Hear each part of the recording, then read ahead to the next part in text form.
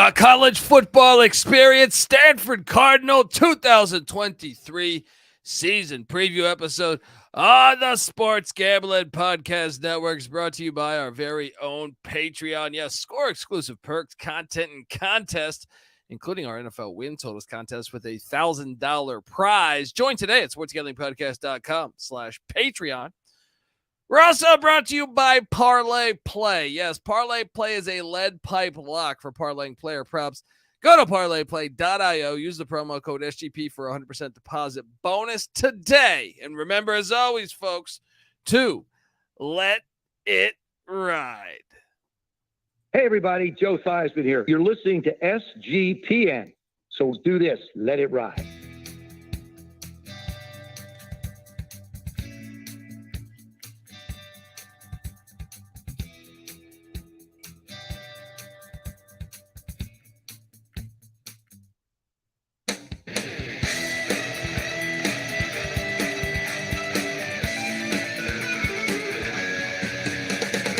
Yes, yes, yes. Woo! Welcome to the college football experience, Stanford Cardinal 2023 season preview episode. We got a lot to talk about, a lot to unwind. All right, because Stanford is in the Pac-4 now. I don't know what's happening. We're going to talk all about it. We're going to break down the hire. Troy Taylor coming in from Sac State. He is a former California Golden Bear. Oof. We'll break down the offense, the defense, the special teams, the transfer portal, and go game by game on the schedule. Also kind of project how things will work out with the Stanford Cardinal as we're recording this, August 12th. We don't know where they're at the moment, but it should be and could be exciting for the future of Stanford Cardinal football. So, perhaps you're wondering who the hell you're listening to. Well, my name is Colby Swig Database Dan, a.k.a. Pick Dundee. That's not a pick. This is a pick. He was raised in the land down under, where a man thinks on his feet, speaks with his fists, and lives by his wits. When Dundee happened, he was a superstar. I'm probably drinking too much and celebrating too much and not sleeping. I would have killed a normal man, but no, that's gone. The medical advice I got from that was like being hit by lightning. Pretend it never happened and get on with your life. Pretend it never happened. You can't when it comes to the Pac-10, the dissolve perhaps of the Pac-10 / Pac-12, 115 years strong. That's older than the SEC, older than the ACC, older than the Big 12 and Big 10 probably, right? Right around there, right? Yeah. It's tough. Thereabouts, yeah. I am joined by my co-host. Give it up for the former JMU Duke defensive back, the burrito eating, sideline kiss stealing, wheeling and dealing, Patty C in the place to be. Hi, buddy. Let me tell you something. Oh, you're gonna say, let me tell you something? Tell me something. It is older than the Big Ten because I believe the Big Ten was called the Western Conference until the 40s or something. That's a lot of audacity when there's a team out on the Pacific Coast or a conference out on the Pacific Coast. That's why Michigan claims to be the champion of the West, right? Yeah. But now the Western Conference kind of does include half the Pac-12, but Stanford got left out of that. It's all nonsense to me. Like, people are saying come on, Stanford, they don't care about. What are you talking about? This team had 6 double-digit win seasons in the past, 13 years? Including, they only had, get this, in the past, since 2009. So, what is that, 14 years? 13 years. Yeah. 13 football seasons. They've only had 3 losing seasons in that run. Get the hell out of here, folks. Stanford football this is what I mean. Some people do not know what they're talking about. Stanford football is classic to me. They've been playing since 1891. Walter Camp used to coach there. Fielding Yost coached with the Stanford Cardinals. Bob Evans, I love that restaurant. All right, he coached. Pop Warner coached for, 8-9 years at Stanford. Chuck Taylor. I mean, you go on and on and on. Bill Walsh coached twice there. Dennis Green, Jack Elway. I mean, you got guys it bothers me when people say like, no, Jim part of Harbaugh, yeah. maybe, favorite for the national championship this year. Part of the fabric of college football that makes it so great is the mix of having, yes, you can have your Alabamas or Ohio States, but I love catching, whether it's Boston College, whether it's Duke, whether it's Stanford. I like the academic schools too. I want them playing at the same level. Of course. Look, for as, pro kind of, I guess, NIL and transfer portal as we are in some respects, not 100%, but I think we acknowledge that there was a need for at least the transfer portal to open up, and NIL as well. It's good to have classic teams that keep it collegiate. And I think Stanford tries to do that. They're almost like an Ivy League team. Stanford, though, could NIL. I mean, come on. Yeah. If they wanted. Come on. Let's go. So Stanford goes out and hires Troy Taylor, Patty C. Me and you, actually, here at the studio, we watched a fair amount of Sac State football a year ago. Undefeated regular season. This guy, played with the New York Jets and the Miami Dolphins. Went to Cal from California. I'm just down the road from here. Yeah. Was the offensive coordinator with Kyle Whittingham in the Utah Utes for a couple years before he left for the Sac State job. Before that, he was with Eastern Washington. Man, I mean, this could be a big-time hire, right? Big dude. He was with the Colorado Buffaloes in the Bill McCartney era. 6'4". So they ran a 4.7 out of college. We got an athlete in the coaching ranks here. He's a little older now. What is he, 55? So he was at Sacramento State, and he went 30-8 in 3 years at Sacramento State. Pretty good. What do you think about this hire, buddy? I think it's a great hire. I think it's a phenomenal hire. You have a guy that, was on the doorstep of a national championship last year with a team that's not a traditional, championship contender, at least as far as back as I've been watching. I haven't seen their name like in that semifinals kind of range that they were approaching. Well, how about this? When he went into Sacramento State the year before, they were 2-8. Yeah. 2-8 the year before he got there, and he took them to 9-4 in year one. In 1 year. Well, they were 3 and Stanford was 3-9 last year. So, what would that be? The equivalent of 10 wins in year one at Stanford if he could do the same thing. I don't think that's going to happen, but you got to like the trajectory of the program just based on this hire. Yeah, certainly. Look, we're going to talk all about the offense, defense, special teams, all that good stuff. But before we do that, I want to get us, paid essentially. I want to tell you that the college football experience, Stanford Cardinal 2023 season preview is brought to you by Sports Gambling Podcast Patreon. Yes. Look, sign up for the Patreon to get access to exclusive contests, including the NFL Win Totals contest with a $1,000 first place prize. Besides season-long contests, they also have weekly contests just for the patrons. Plus a monthly SGP Stories podcast, completely ad-free and full of behind-the-scenes stories from SGPN. Maybe I'll tell a story about one time I was up in Palo Alto having a good time. There's even a Discord channel just for the patrons. Only you out there in the universe can prevent corporate gambling. Do your part and sign up today, folks. SportsGamblingPodcast.com/Patreon.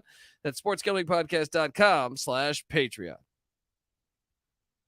All right, we are back on the college football experience. Stanford Cardinal 2023 season preview episode. I mean, Stanford's a good program long term, man. I don't understand this some negative attention there. I mean, come on, this is a program that's been pretty good historically. Well, they have been, but we've gotten on their case about fan turnout. Yeah, that doesn't make a lot of sense to me because we watch a game. And Michael Barker's going to stop by, aka College Football Campus Tour is going to stop by in a little bit to talk about the stadium. But this is something I don't understand. It's a generational thing. I don't understand it because you go back and watch some of the games in the 80s, even the early 90s with Bill Walsh, place is packed. Yeah. I don't understand why. Well, something happened. I mean, in the early 90s, you had Bill Walsh College Football. You got Stanford on the cover of an EA Sports video game. I don't understand. It was cracking, Touchdown Tommy Vardell. Yeah. But then in the early 2000s, they had lost all momentum to the point where they were thinking about shutting the football program down entirely. That would have been the biggest mistake ever. I guess, They've been playing for 140 fucking years. Even with Ty Willingham they were mostly close to 500. I think he was, more times bowling than not. Bowling 4 times in 7 years under Willingham, who had followed Walsh. I guess Buddy Tevens had a few years. Walt Harris is when it bottomed out. Right before Harbaugh came in 2007. Walt Harris, they went 1-11. Harbaugh basically brought that program out of it back, baby. Depths. Brought it back, and now Troy Taylor could be that man. Look, it is. When you really look at the number of wins that this program has had for as long as they've had 667 wins. It makes no sense for them to have attendance issues. Yes, it does not make any sense, and it hasn't been a thing that plagued them. I think long term. I think this is something recently. This is something past 20 years. From 2009 to 2019, 11 years straight, they were in the AP poll at least one time throughout the season. So their AP high was in the top 25. So it's not like they haven't been relevant, Yeah, and I don't understand it. I don't understand it, but buddy, let's talk about this team in the portal, because that's one of the things I think when you look at the future of college football that is concerning. Is Stanford doesn't really play that game, buddy. They really don't, and we grade the portal with every team. So let's take a look at this here, because So in the portal, departing Patty C is defensive end Toby Umara. Still in the portal, by the way. Running back Arlen Harris heads out to Iowa State. They might need him after that gambling probe with Jareel Brock. Well, he only had 1 rushing yard last year, so not a huge loss. Safety Jonathan McGill heads out to the SMU Mustangs. All right. What of Jonathan McGill? Second leading tackler. That's a tough one. 51 tackles, 7 passes defense. That's a tough loss. Yeah. Punter Ryan Sanborn heads out to the Texas Longhorns. All right. Starting offensive tackle, Jake Hornibrook heads out to the Duke Blue Devils, and Mike Elko. Sanborn went where, the punter? Texas. 41.7 yards per kick, 57 punts. That was a starting punter last year. That hurts. Defensive end Stephen Herron heads out to the Louisville Cardinals, and Jeff Brom. Okay, keep going. Cornerback Salim Turner Muhammad heads out to the Purdue Boilermakers. Not a little depth. 8 tackles. Offensive lineman Drake Metcalf heads out to the UCF Golden Knights. Defensive lineman Jacob Katona heads out to the portal. These ones are huge right here. Drake Nugent, 4-star transfer. Offensive lineman to the Michigan Wolverines, projected to start. Ouch.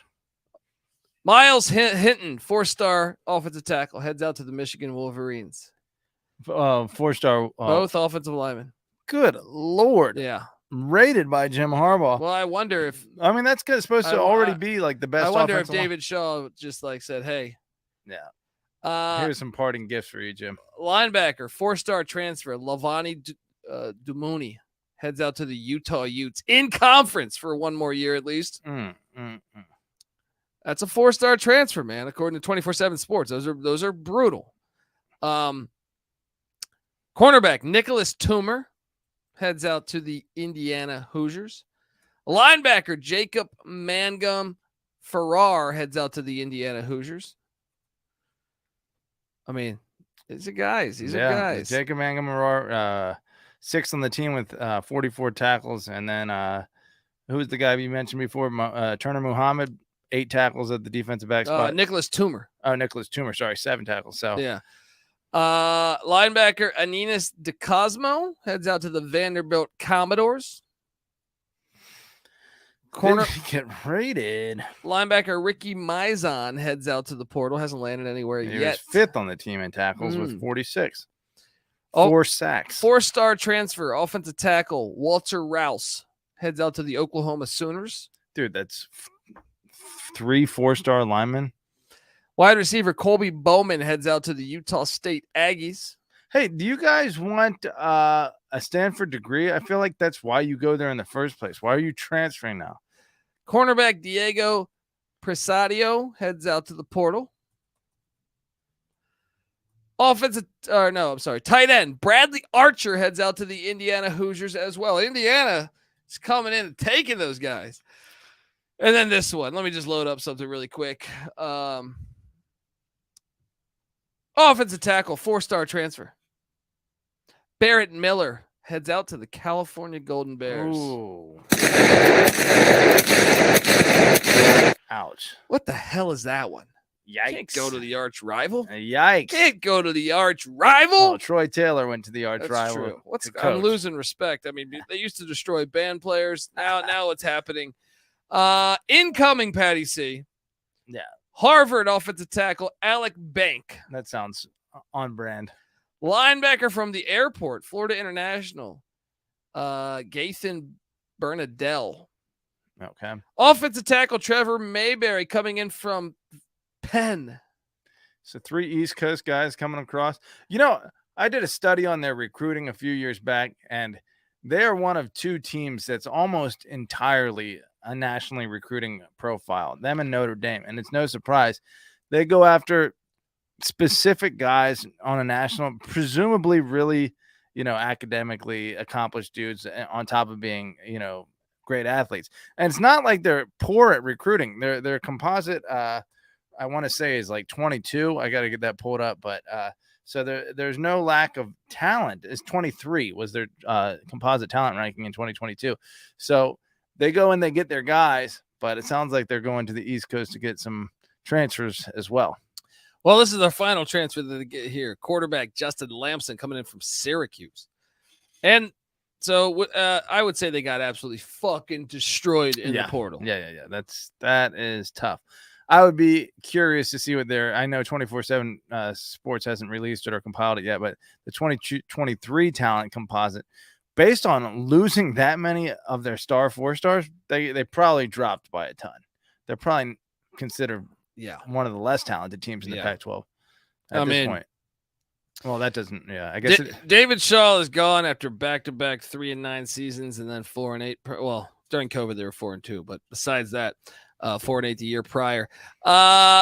Scoring offense from a season ago. I don't know how relevant these are because Troy Taylor takes over, but 108th scoring offense, 116th rush offense, 43rd pass offense, 91st total offense. I was looking it up. This team managed 27 points twice last year, once against the FCS Colgate and once in a losing effort to USC, who had one of the worst offense or defenses in the country. That's the only 2 times they got over 27 points. Troy Taylor, meanwhile, at Sacramento State went 27 points or over all but one time and in 13 tries. So you got to expect the offense to kind of improve, right? Well, sort of, because they only bring back 3 guys that have ever started college football games. Maybe wait till year 2. EJ Smith, Emmitt Smith's son. They got him. That's a good one. Yeah. Okay, he's back at the running back spot. Besides that, they bring back center Levi Rogers, who had 11 starts a season ago. Also, tight end, and it was second team all Pac-12, Benjamin Yurosek. Okay, you got those 3. Besides that, all new guys. The quarterback position looks like it's going to be Ari Patu, or Patu, which I don't know how to pronounce that one, but Ashton Daniels and Justin Lamson and Miles Jackson all behind him. But I'll tell you what, Ari Patu had a pretty nice stat line that was obviously pretty short. 4 of 6 for 2 touchdowns. Damn. All right, no, sorry, check that. 4 games, 4 games, 6 of 9, but still, same completion percentage. 67% completion percentage, 2 touchdowns, 0 interceptions, adjusted yards per attempt 11.7. Pretty good in limited action. The receiver position, so EJ Smith's back. They also have Casey Filkins, who got 5 starts a season ago. Also Ryan Butler and Brendan Barrow in the running back room. Receiver room, completely brand new wideouts, Patty C. Everybody. They got John Humphreys, though. Shout out to that. Also, wide receiver Mudia Reuben and Bryce Farrell. Also Tiger Bachmeier. Great name. I don't know. The receiver room's got a lot of questions. Yeah. The offensive line has a lot of questions. Shredded in the portal. They plan on starting Trevor Mayberry, the transfer from Penn. And I believe the transfer from Harvard. So they're going with the Ivy League offensive lineman here. There Alec you go. Bank at the left tackle spot, started at Harvard for 3 years. So, okay. Three. What is that? Ivy League offensive lineman starting? Yeah. Smart guy football is being back. played at, or at least rich guy, whatever gets you into an Ivy League school. Yeah. Okay. The defense. And by the way, Troy Taylor is the offensive coordinator. How about that? Old school. Yeah, let's go. I got it all. I don't need to hire him. Just give me more of his money. All right. Defensive coordinator is Bobby April, who was a linebacker coach at Wisconsin. That bodes A well. little Jim Leonard appreciation. There you go. Now, Patty C on the defense, they only returned 3 starters. Not much. That better. ain't good. The defensive line, at least your nose guard is back in Tobin Phillips, because everyone else is brand new. Lance Keenley, Jackson Moy. Linebackers, you got one back in the linebacking core, and that's David Bailey, 2.5 sacks a season ago. The FIU transfer, Gathan Bernadelle, is penciled in to be a starter with Tristan Sinclair. I'm sorry, they bring back 2 on the defensive line. I'm seeing 3 in this publication. Really, I got Anthony Franklin and Tobin Phillips. And David Bailey, is he? Did you say he's still there? He's a linebacker though. Oh, linebacker. Yeah. Okay, so. So edge. yeah, the secondary though is all new guys, just all new players in the secondary. They might get lit up a little bit there. Seems like they're penciling in Colin Wright, a freshman, to start at corner. Also Zaran Manley at the other cornerback. No relation to Dexter Petty. Both safeties, Jimmy Wyrick and Alakai Gilman, penciled in to be a starter. Gilman got 2 starts a season ago. All right, they do return their kicker if it's a close game. I'll say this. Yeah. While they were terrible overall, you said what, 112, 113 total defense last year? Oh, yeah. Did I rattle off those numbers? I don't know. 112 in scoring defense, 126 in rush defense. Woo! 40th in pass defense, but their whole secondary is gone. Yeah. 113th in total defense. Bobby April's got his work cut out for him. Let me tell you what, though. Wisconsin, now obviously April wasn't the defensive coordinator. He was just a linebackers coach. But the number 11 defense in the nation last year, about 100 spots higher, over 100 spots higher overall than the total defense of Stanford last year. So maybe some of that Wisconsin mojo will rub off on the defense. They bring back Joshua Carty at the kicker's position. This guy was 18 of 18 on field goals last year. It's pretty dang good. Holy shit. I mean, that's perfect. Breaking in a freshman punter in Aiden Flintoff. Perhaps he could be a Kick Dundee. Hello. I feel like they always have Kick Dundees in Palo Alto. Yeah, any ball-controlled team usually prioritizes punting. From Australia, though. That's what a Kick Dundee is. Yeah. Kick Dundee. Okay, so yeah, folks, in case you don't know, Kick Dundee is anytime there's an Australian punter. Look, we're going to go game by game on the schedule, talking a little Stanford Cardinal football. But before we do that, I want to tell you that the college football experience is brought to you by Parlay Play. Yes. Parlay Play is a great way to get down on your favorite parlayed player props, and with football season just right around the corner, 2 weeks away, folks. Parlay Play will have you covered with all your favorite props. Parlay Play is available in a ton of different states, including the great state of California and Texas, plus our good friends up north in Canada. Hello. Parlay Play is available in a ton of different Canadian provinces. And when you sign up with our code, you'll get a sweet little bonus to get you started. Parlay Play that I like, I've already mentioned this, the over 63.5 in San Jose State USC week 0. Parlay that with Jacksonville State and Rich Rodriguez to take down the UTEP Miners in Jacksonville, Alabama in their first ever FBS game. Week 0. There you go. Head over to parlayplay.io. Use that promo code SGP for 100% deposit bonus up to $100. Once again, that's parlayplay.io. Promo code SGP. All right. If you're watching on YouTube, youtube.com/The College Experience, folks, subscribe to The College Football Experience because we break down every single game, pick every game. We've been doing this for a long time. All right. Let me tell you what. Yeah. That losing the entire secondary and having all new starters might hurt more than we're giving it credit for. Especially when you're starting a freshman corner. Against the Pac-12. Look, they were the number 40 passing defense in the country last year. And the next best team, that was best in the Pac-12. Next best team in the Pac-12, number 60, Utah, who, as you know, is a pretty damn good defense most of the time. Maybe though it's because no one needed to pass. I was about to say, when you're a 128 at running the ball, it's just like, let's just run the ball here. All right. It's always tricky with those numbers. Folks, also remember to check out the college basketball experience, the college baseball experience, and the FCS college football experience. I host all of those, so hop on over there. We come together. So those are all independent podcasts. Go subscribe to those, Spotify, iTunes, whatever. Give us a 5-star review. We'd appreciate it. But with those, we come together as one on YouTube, youtube.com/The College Experience. Patty C, if they're watching on YouTube right now, they see the sweet graphic, but the win total sitting at 3. Not a lot of respect being given to the old Cardinal. And you better believe, you would think blindly, what? Over? Well, I'll tell you what. I hear there's rumors on the internets. This team has lost or won less than 3 exactly twice in the last 40 years. So I think blindly you have to say over on the history, but they sucked. Let's get into it, buddy, because Friday, September 1st, going to the island to take on Timmy Chang and the Hawaii Rainbow Warriors. This is an interesting one.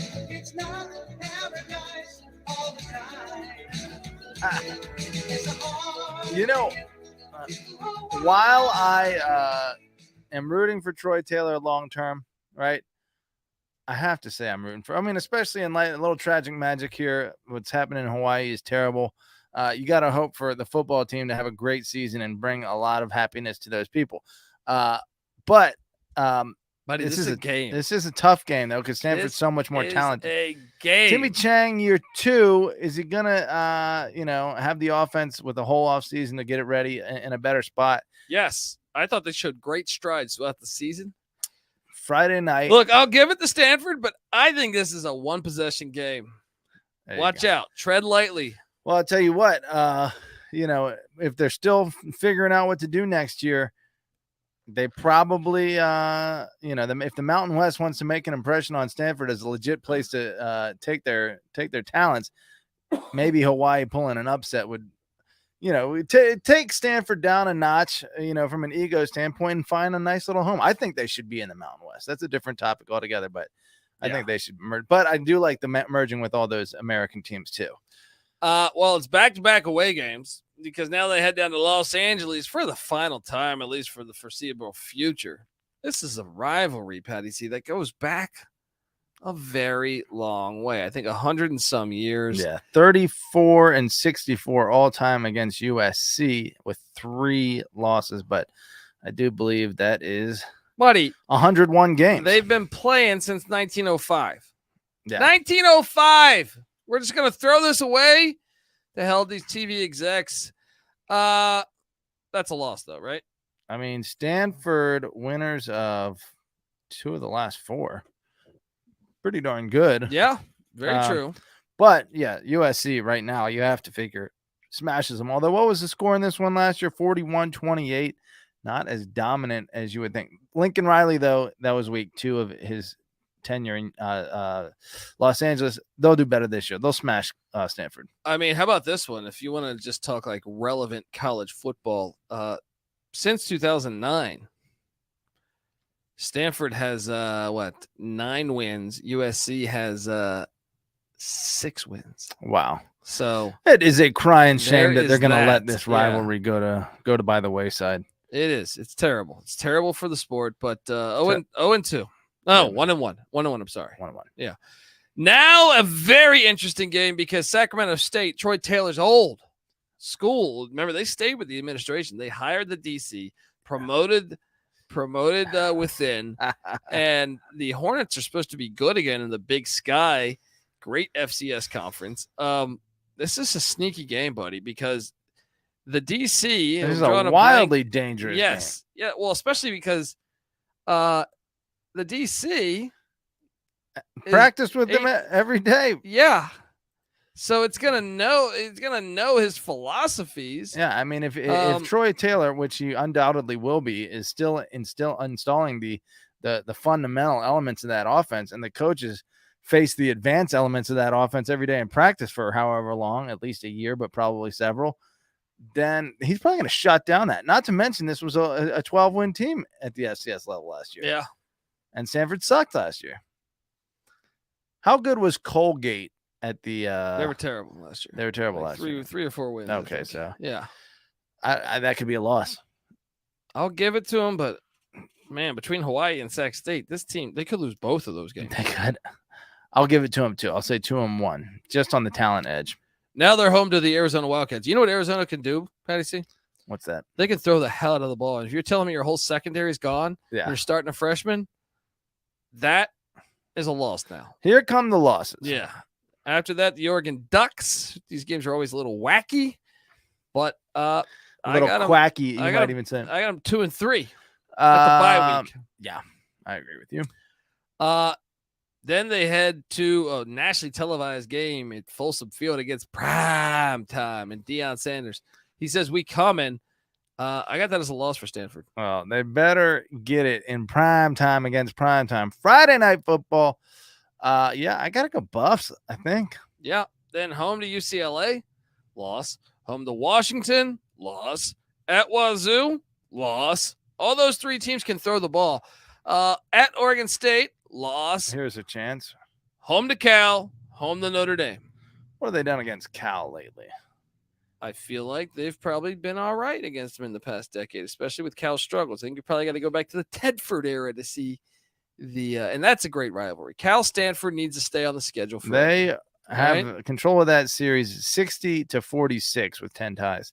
Of late, however, the big game they call it. Cal has won 3 out of 4. Stanford's only win in 2020 by 1 point. That's because the missed extra point. Stanford missed or Cal missed the extra point. Oh man. So yeah, Cal has really kind of had the upper hand on them for the last 4 years or thereabouts. So I don't know. I don't know if I can just hand this one to Stanford. The game's being played in Palo Alto though. I think Cal's a better team right now. Yeah, well yeah. Oh yeah, I'm giving it to Cal. And can they beat Notre Dame back-to-back years? How's that rivalry been going? They have a shocking success rate against Notre Dame. It's dumbfounding, for a rivalry that kind of was a replacement, a calmer version of the Miami rivalry. They've been playing that since 1925. That's another one that might leave potentially. But I don't think they started going annual until Notre Dame shut down that Miami series in the early 90s. Stanford has won 4 of 7 against Notre Dame. In the last 11? Yeah. Whew. Notre Dame. No, 4 of 7. In the last 7, they've won 4. Actually, if you want to go back to the last 11, so wait. No, that's what I'm saying. Notre Dame is pathetic for losing that much. 8 of the last 12 have been by Stanford. Stanford dominating that series. I got to figure Notre Dame's better, though. It is in Palo Alto. Are they going to get a third win, somewhere in here? Notre Dame has won their last 2 in Palo Alto, but still 2 and 3 in their last 5. Actually, 2 and 5 in their last 7 on the farm. Buddy, Colorado's. I'm on the under. Questionable. Washington State on the. There's a lot of really good teams though. That's what I'm saying. I'm on the under. You want them playing Colorado or Arizona State, and they get Colorado, but it's in Boulder. It's just not going to happen. They do avoid Utah, but they are worse than almost every team. I do think they might even lose to Hawaii or Sac State. You got to play the under. I actually think it's lockable. I'm not locking it. History tells me not to lock that. The Stanford team is the number 23 or was the number 23 in terms of talent composite. Don't lock against that. You're locking it. Oh, pick Dundee. I see. Build me 4 wins, buddy. Build me. I'll build you 2 in the first 3 weeks. Obviously, well, we gave it to that. Okay. Right. And that is very nervous to me. And like then, do you know Sacramento State played Colorado State last year, Patty C? Do you know what they did to Colorado State? What was the score there? They won by like 30. Troy Taylor's not there anymore, though. So, still, what roster is more talented? It might be Sacramento State's. We'll see. Yeah, I haven't seen enough. But I'm saying build me. So they would need to win every single 50-50 game because to me, there's 2 50-50 games, Hawaii and Sac State. I think Arizona is actually much more talented than them right now. I also think Colorado in Boulder is way. I just don't see. I mean, maybe the Cal game. Well, what's curious just is because the that rivalry's sake. Shaw had always like given random teams hard times. They had a physical brand. They got a little away from that. It's probably where the close losses started happening, and got more finesse.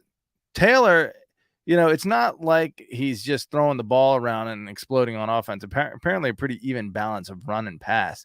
So I think that actually bodes well for developing the offense throughout the year and maybe being more competitive toward the end of the year. But I think they'll get to 3, so I wouldn't touch it. But I can't really see them going above 3, and I could see them going under. So I got to lean under. What are you going to do when they start out 0-3? Well, I'll say I was right because I'm leaning under. I think you got to lock it up, guys. I will lock up the under on the Stanford Cardinal. Tell me about the future of this program. What's going to happen? We need to know what conference. But I mean, look, I know they're trying to get into the ACC, which is just fucking insane. What are we doing to the sport, guys? What are we doing? Well, if they can't get in the Ivy League, the ACC is probably the closest thing left. It's still stupid. Maybe the Big Ten. It's still. I'm like the Oregon State president. I want them to preserve the Pac-10. I want that conference still there. I want them to, but actually I want them to be the Pac-14. I want them to stay with Cal, obviously. I want that rivalry game, the final game of the year. You could finally move that to the final game of the year God. again. Yeah. And then freaking Notre Dame ruining everything. Yeah, and then Oregon State and Washington State stay in that. So you keep those 4 intact. I think you go grab San Diego State to be 5. Fresno State to 6. You might even want to consider San Jose State to 7. Yeah. 8, I think you go into Vegas, get a market. That's a market play. Get into Vegas. Honestly, you should probably try to go to 14.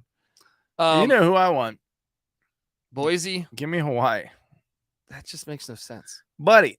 Besides the geographic side of this, and the talent, that's still side further than the ACC schools. That's true. That's just Pacific. They are a Pacific. Again, whatever. Agree to disagree. I think Hawaii would be an excellent addition. So what? It's $34 million exit fee.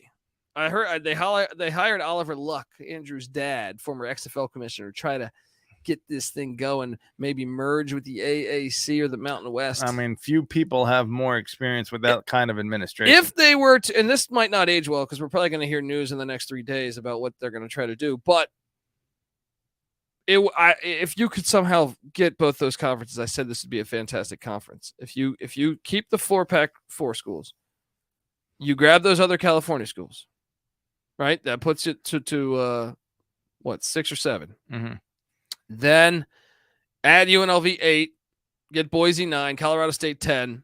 It's 7 with Fresno, San Diego State. I don't even know if they want San Jose. Let's just say Fresno 6. and San Diego. Okay, so it 6 goes California. To 6, even though I think San Jose State makes sense, and they're good. It's regional, yeah. Fuck it, do San Jose State. Go 7. All right. UNLV 8, Boise 9. Don't look they're snobby because they're like Boise's academics. Who gives a fuck? Just survive. Yeah. Boise would be 9, I said? Yeah. Yeah. Then you go get Colorado State as 10. Utah State, we should ponder. But 11 should be SMU. 12, Tulane. Yeah. 13, in my opinion, should be either, probably 13 you go Memphis or Memphis and UTSA maybe, or Utah. Actually, you know what? Go UTSA and Utah State. Yeah, I say if you don't keep go Memphis on that side, it's too far. If you don't go San Jose State, I don't think Nevada is a bad addition as a package deal with UNLV. From what I understand, that they wouldn't even be considered. They wouldn't. I heard San Jose State wouldn't be considered either. Yeah, I think Wyoming, Nevada, and San Jose State might not They're get out. that. So if that's the case, then you go get Memphis because that's a good rival for Tulane, Mississippi River football. Yeah, but I like the idea of that being a conference, and I think it could be a very good conference. Get Utah State too. So Chippy. Yeah. You want to be able to get Utah's a growing state. Colorado's a growing state. That puts you Idaho's in Nevada, Idaho, Utah, Colorado. Would you go Wyoming? You leave Wyoming out. I mean, personally, if it was me, yes, but I don't think won't do they it. see it from a market side. So, or maybe go to 16 and just keep adding teams. Keep up in the arms race. We're both on the under. I had a chance to sit down with Michael Barker, aka College Football Campus Tour, on social media.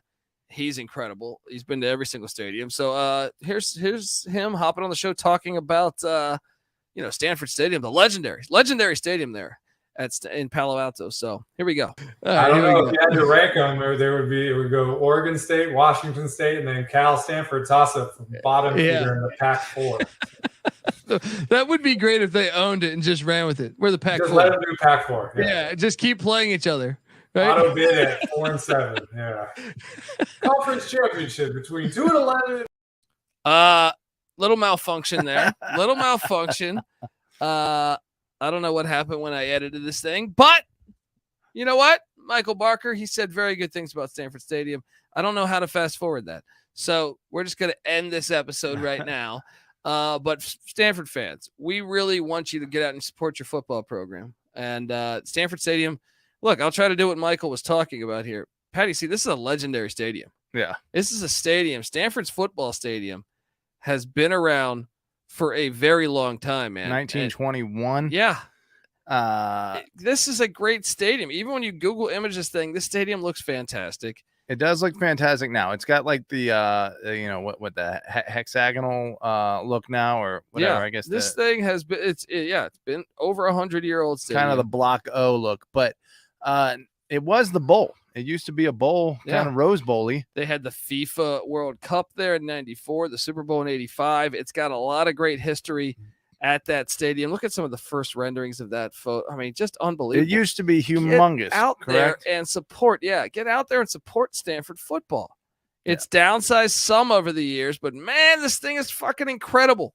How do you have this great of a stadium and no one want to go? Mm-hmm. What is happening in Northern California? At one point, something over 90,000, in attendance. Yeah. At the Super Bowl, and as recently as 1985, the Super Bowl between the Dolphins and the 49ers had over 84,000 people in it. So now the capacity is listed as 50,000. What's going on here? Get out, support Stanford football. Come on, San Francisco is a giant city. And the first thing they'll say is, Colby, you're on the under. Who cares? It's football. Go support. Look, and how do you build a winner? Fan support, baby. Let's go. All right? Through thick and thin. Let's go. I want to see the Pac-10 survive, and I want Stanford playing quality football for the years to come, Patty. Let's go. I think Stanford and Cal could lead a conference. When you think about, I've said this a million times, you think about the state flagship schools or the other states that are anywhere near them in a population. I think they even have like twice as many people as Florida, the state of California. And yet Florida's had national championships in the 2000s. Texas is the only other comparable state. They have a national championship in 2000s. Cal hasn't sniffed it. Cal should be up there. Stanford's obviously going to be right there. Those two could carry the hell out of a conference. Amen. Amen. Folks, subscribe to the College Football Experience because we're both on the under, but we're hoping for Stanford football to continue to rock on and dominate. But should look, be the Duke UNC of college football. Yeah. Yeah. That's what this rivalry should be. Stanford Cal. Let's go. Folks, give Patty C a follow on Twitter at PattyC831. I'm on Twitter at TheColbyD. Sorry about the technical difficulty we had there with the Michael Barker clip. I swear when I edited it, I thought it was good, but I don't know what happened when I uploaded it. Maybe I uploaded the wrong clip. My apologies. Folks, though, also, hop on over to YouTube, youtube.com/The College Experience. Subscribe there. And also, check out all of our other feeds. Stanford basketball fans, Jared Haas doing a good job. Big year for him, make or break year. Let's go. I remember the Brevin Knight days and Mark Madsen where you guys were in the Final Four not that long ago. All right, let's get it going. Check out the College Baseball Experience too. Stanford baseball, very good as well. We come together as one on YouTube, youtube.com/The College Experience. Subscribe, tell a friend. Also the FCS College Football Experience. Let's go. Check out the Sports Gambling Podcast as they break down all 32 NFL teams with the over-under episode and stuff like that. So check out those. Get the SGPN app. And until next time, this is the College Football Experience, Stanford Cardinal style. You better start thinking about yours. And we out of here.